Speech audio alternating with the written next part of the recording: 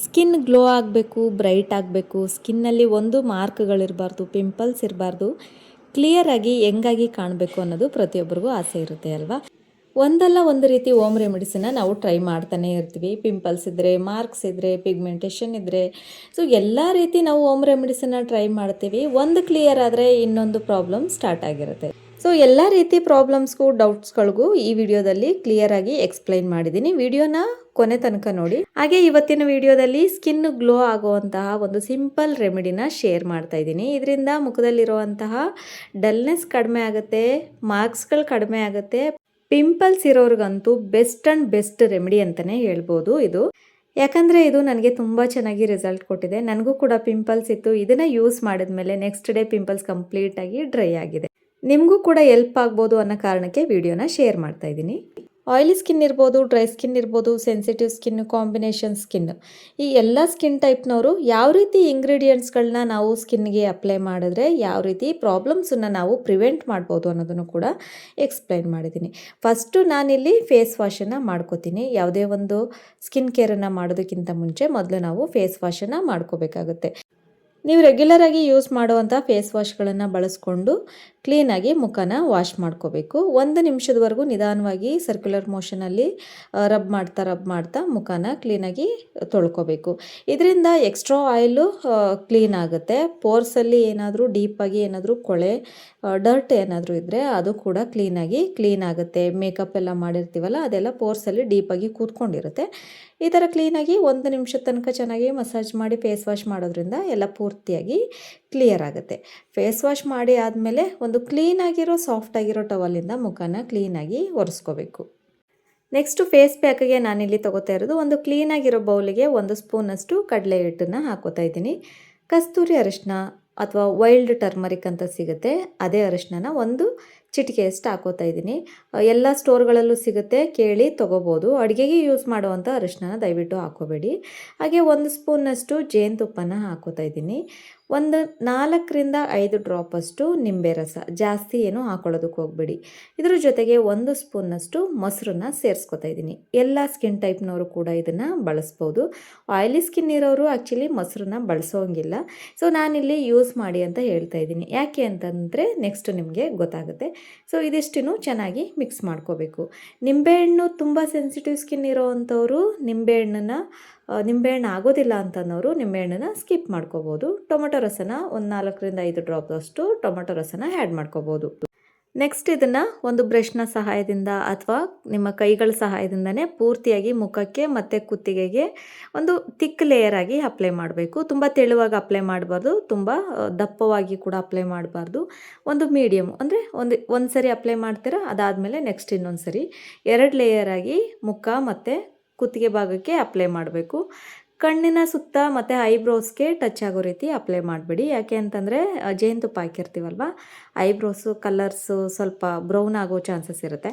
So ಆ ಕಾರಣಕ್ಕೋಸ್ಕರ eyebrows ಮತ್ತು ತುಟಿ ಏರಿಯಾ, ಕಣ್ಣಿನ ಏರಿಯಾ ಇದಿಷ್ಟನ್ನು ಬಿಟ್ಟು ಪೂರ್ತಿ ಮುಖ ಮತ್ತು ಕುತ್ತಿಗೆ ಭಾಗಕ್ಕೆ ಅಪ್ಲೈ ಮಾಡಬೇಕು. ಪ್ರತಿಯೊಬ್ಬರ ಸ್ಕಿನ್ ಕೂಡ ಬೇರೆ ಇರುತ್ತೆ, ಪ್ರತಿಯೊಬ್ಬರ ಸ್ಕಿನ್ ಟೈಪ್ ಕೂಡ ಬೇರೆ ಇರುತ್ತೆ. ಕೆಲವ್ರದ್ದು ಸ್ಕಿನ್ ಡ್ರೈ ಇರುತ್ತೆ, ಕೆಲವ್ರದ್ದು ಆಯಿಲಿ ಇರುತ್ತೆ, ಕೆಲವ್ರದ್ದು ಕಾಂಬಿನೇಷನ್ ಇರುತ್ತೆ, ಕೆಲವ್ರದ್ದು ತುಂಬ ಸೆನ್ಸಿಟಿವ್ ಇರುತ್ತೆ. ಸೊ ಇಂಥವ್ರೆಲ್ಲ ಏನು ಮಾಡಬೇಕು, ನಾವೇನು ಮಾಡ್ತೀವಿ, ವಿಡಿಯೋಸನ್ನು ನೋಡ್ತೀವಿ, ಕೆಲವರು ಶೇರ್ ಮಾಡುವಂತಹ ರೆಮಿಡೀಸನ್ನು ನೋಡ್ತೀವಿ, ನೋಡಿ ನಾವು ಬ್ಲೈಂಡಾಗಿ ಎಲ್ಲದನ್ನು ಅಪ್ಲೈ ಮಾಡ್ತೀವಿ. ಆದರೆ ಅವ್ರ ಸ್ಕಿನ್ಗೆ ಹೊಂದ್ಕೊಳ್ಳೋವಂಥ ಇಂಗ್ರೀಡಿಯೆಂಟ್ಸು ನಮ್ಮ ಸ್ಕಿನ್ಗೂ ಕೂಡ ಸೆಟ್ ಆಗುತ್ತಾ ಅನ್ನೋದನ್ನು ನಾವು ಯೋಚನೆ ಮಾಡೋದಿಲ್ಲ. ಸೊ ಅವರು ಎಲ್ಲದನ್ನು ಅಪ್ಲೈ ಮಾಡ್ತಾರೆ, ಅವ್ರ ಸ್ಕಿನ್ಗೆ ಏನೂ ತೊಂದರೆ ಆಗೋದಿಲ್ಲ. ಆದರೆ ನಮ್ಮ ಸ್ಕಿನ್ ಟೈಪ್ ಏನು ಅನ್ನೋದನ್ನು ನಾವು ನೋಡ್ಕೋಬೇಕಾಗುತ್ತೆ. ಆಯಿಲಿ ಸ್ಕಿನ್ ಇದೆಯಾ, ಆಯಿಲ್ ಕಂಟೆಂಟನ್ನು ಅವಾಯ್ಡ್ ಮಾಡಬೇಕು. ಫಾರ್ ಎಕ್ಸಾಂಪಲ್ಲು ಮುಖಕ್ಕೆ ಮೊಸರನ್ನ ಅಪ್ಲೈ ಮಾಡೋದು, ಆಯಿಲ್ಗಳನ್ನ ಅಪ್ಲೈ ಮಾಡೋದು, ಅಥವಾ ಆಯಿಲ್ ಕಂಟೆಂಟ್ ಜಾಸ್ತಿ ಇರೋವಂಥದ್ದು ಹಾಲು ಈ ಥರದ್ದೆಲ್ಲ ಅಪ್ಲೈ ಮಾಡಿದಾಗ ನಮ್ಮ ಸ್ಕಿನ್ನಲ್ಲಿ ಇನ್ನೂ ಆಯಿಲ್ ಜಾಸ್ತಿ ಆಗುತ್ತೆ. ಇದರಿಂದ ಪಿಂಪಲ್ಸ್ ಆಗುತ್ತೆ, ಬ್ಲ್ಯಾಕ್ ಹೆಡ್ಸ್ ಆಗುತ್ತೆ, ವೈಟ್ ಹೆಡ್ಸ್ ಆಗುತ್ತೆ, ಸ್ಕಿನ್ ಬ್ರೇಕ್ ಡೌನ್ ಆಗುವಂಥ ಚಾನ್ಸಸ್ ಇರುತ್ತೆ. ಸೊ ಇನ್ನು ಡ್ರೈ ಸ್ಕಿನ್ ಇರೋವಂಥವ್ರು ಸ್ಕಿನ್ನನ್ನು ಇನ್ನೂ ಡ್ರೈ ಆಗುವಂತಹ ಇಂಗ್ರೀಡಿಯೆಂಟ್ಸನ್ನು ಬಳಸೋದು, ಇದರಿಂದನೂ ಕೂಡ ಅವರ ಸ್ಕಿನ್ಗೆ ಪ್ರಾಬ್ಲಮ್ ಆಗೋವಂಥ ಚಾನ್ಸಸ್ ಇರುತ್ತೆ. ಇನ್ನು ಸೆನ್ಸಿಟಿವ್ ಸ್ಕಿನ್ ಇರೋವಂಥವ್ರು ನಿಂಬೆಹಣ್ಣನ್ನು ಬಳಸುವಂಥದ್ದು ಅಥವಾ ಟೊಮೆಟೊನ ಬಳಸುವಂಥದ್ದು ಈ ಥರ ಎಲ್ಲ ಯೂಸ್ ಮಾಡಿದಾಗ ಮೊದಲೇ ಸೆನ್ಸಿಟಿವ್ ಇರುತ್ತೆ ಅವ್ರ ಸ್ಕಿನ್ನು, ಇನ್ನೂ ಕೂಡ ಪ್ರಾಬ್ಲಮ್ ಆಗುವಂಥ ಚಾನ್ಸಸ್ ಇರುತ್ತೆ.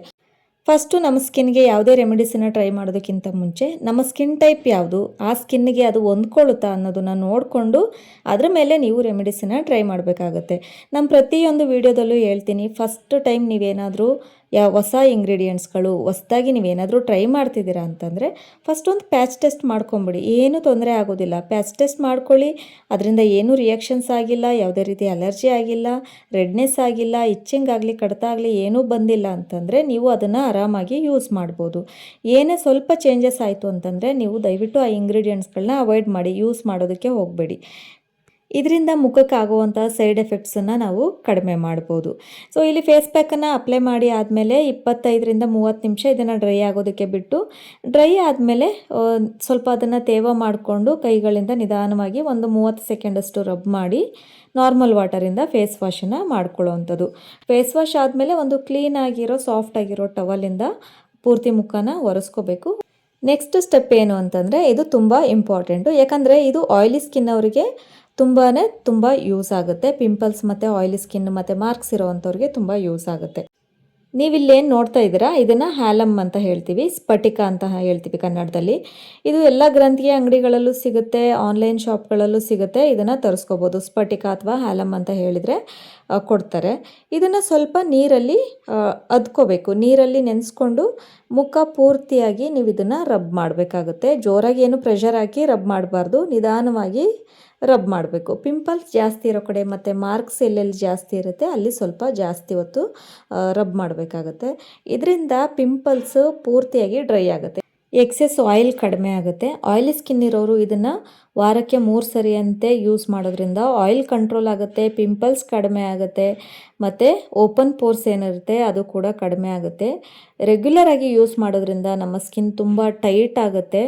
ಮುಖದಲ್ಲಿರುವಂಥ ಸುಕ್ಕುಗಳು, ಫೈನ್ ಲೈನ್ಸು, ಏಜಿಂಗ್ ಲೈನ್ಸ್ ಅಂತ ಏನು ಹೇಳ್ತೀವಿ, ಇದು ಪೂರ್ತಿಯಾಗಿ ಕಡಿಮೆ ಆಗುತ್ತೆ.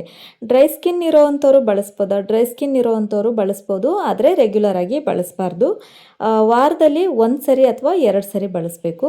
ಯಾಕಂದರೆ ಇದು ಒಂದು ಟೈಪ್ ಆಫ್ ಸಾಲ್ಟ್ ಆಗಿರೋದ್ರಿಂದ ಮುಖದಲ್ಲಿರುವಂತಹ ತೇವಾಂಶನ ಹೀರ್ಕೊಳ್ಳುತ್ತೆ. ಅಂದರೆ ಎಕ್ಸೆಸ್ ಆಯಿಲನ್ನು ಹೀರ್ಕೊಂಡು ಸ್ಕಿನ್ನು ಡ್ರೈ ಆಗುತ್ತೆ. ಸೊ ಹಾಗಾಗಿ ಡ್ರೈ ಸ್ಕಿನ್ನವರು ರೆಗ್ಯುಲರಾಗಿ ಇದನ್ನು ಬಳಸೋದ್ರಿಂದ ಇನ್ನೂ ಸ್ಕಿನ್ ಡ್ರೈ ಆಗುತ್ತೆ. ಸೊ ಅಂಥವರು ಕಂಪಲ್ಸರಿ ಮಾಯ್ಶ್ಚರೈಸರ್ಸ್ಗಳನ್ನ ಅಪ್ಲೈ ಮಾಡಲೇಬೇಕಾಗುತ್ತೆ. ಇನ್ನು ಆಯಿಲಿ ಸ್ಕಿನ್ ಇರೋರಿಗೆ ಇದು ತುಂಬ ಚೆನ್ನಾಗಿ ವರ್ಕ್ ಆಗುತ್ತೆ. ಪಿಂಪಲ್ಸ್ ಅಂತೂ ಪೂರ್ತಿಯಾಗಿ ಕಡಿಮೆ ಆಗುತ್ತೆ. ಸೊ ಇನ್ನು ಹೇಳಬೇಕು ಅಂತಂದರೆ ಪಿಗ್ಮೆಂಟೇಷನ್ಸ್ ಇದೆ, ಮಾರ್ಕ್ಸ್ ಇದೆ ಅಂತ ಅನ್ನೋರು ಇದನ್ನು ರೆಗ್ಯುಲರಾಗಿ ಯೂಸ್ ಮಾಡ್ಬೋದು. ಅಂದರೆ ವಾರಕ್ಕೆ 3 ಸರಿ ಬಳಸ್ಬೋದು. ತುಂಬ ಚೆನ್ನಾಗಿ ರಿಸಲ್ಟ್ ಕೊಡುತ್ತೆ. ಆಯಿಲಿ ಸ್ಕಿನ್ ಇರೋರು ಏನಾದರೂ ಈ ಫೇಸ್ ಪ್ಯಾಕನ್ನು ಅಪ್ಲೈ ಮಾಡಿದರೆ, ಈ ಫೇಸ್ ಪ್ಯಾಕಲ್ಲಿ ಮೊಸರನ್ನ ಏನಾದರೂ ಯೂಸ್ ಮಾಡಿದರೆ ವಾಶ್ ಆದಮೇಲೆ ಆಲಮನ್ನು ನೀವು ಮುಖಕ್ಕೆ ಅಪ್ಲೈ ಮಾಡಬೇಕಾಗತ್ತೆ. ಇದರಿಂದ ಎಕ್ಸೆಸ್ ಆಯಿಲ್ ಮತ್ತು ಪಿಂಪಲ್ಸನ್ನು ನಾವು ಪ್ರಿವೆಂಟ್ ಮಾಡ್ಬೋದು. ಇದನ್ನು ಮುಖಕ್ಕೆ ರಬ್ ಮಾಡಿ ಆದಮೇಲೆ 20 ಮಿನಿಟ್ಸ್ ಇದನ್ನು ಹಾಗೆ ಡ್ರೈ ಆಗೋದಕ್ಕೆ ಬಿಟ್ಟು ನೆಕ್ಸ್ಟ್ ಪ್ಲೈನ್ ವಾಟರಿಂದ ಫೇಸ್ ವಾಶನ್ನು ಮಾಡಿಕೊಂಡು ಮುಖನ ಚೆನ್ನಾಗಿ ಒರೆಸ್ಕೋಬೇಕು. ಅದಾದಮೇಲೆ ಒಂದು ಒಳ್ಳೆ ಮಾಯ್ಶ್ಚರೈಸರನ್ನು ಅಪ್ಲೈ ಮಾಡಬೇಕು. ಆಯಿಲಿ ಸ್ಕಿನ್ ಇರಲಿ, ಡ್ರೈ ಸ್ಕಿನ್ ಇರಲಿ, ಯಾವುದೇ ಸ್ಕಿನ್ ಟೈಪ್ ಇರಲಿ, ಸ್ಕಿನ್ ಕೇರ್ ಆದಮೇಲೆ ಒಂದೊಳ್ಳೆ ಮಾಯ್ಶ್ಚರೈಸರನ್ನು ಅಪ್ಲೈ ಮಾಡಬೇಕಾಗುತ್ತೆ. ಯಾವುದೇ ಕಾರಣಕ್ಕೂ ಡೈಲಿ ಸನ್ಸ್ಕ್ರೀನನ್ನು ಮರಿಬೇಡಿ. ಆಚೆ ಹೋಗೋದಕ್ಕಿಂತ ಮುಂಚೆ ಸನ್ಸ್ಕ್ರೀನ್ನ ಅಪ್ಲೈ ಮಾಡಿ. ಇದರಿಂದ ಸ್ಕಿನ್ ಟ್ಯಾನ್ ಆಗೋದನ್ನು ಪ್ರಿವೆಂಟ್ ಮಾಡ್ಬೋದು. ಸೊ ಇದಾಗಿತ್ತು ಇವತ್ತಿನ ವಿಡಿಯೋ ಇಷ್ಟ ಆದರೆ ಪ್ಲೀಸ್ ಲೈಕ್ ಮಾಡಿ, ಶೇರ್ ಮಾಡಿ, ಸಬ್ಸ್ಕ್ರೈಬ್ ಮಾಡೋದನ್ನು ಮಾತ್ರ ಮರಿಬೇಡಿ.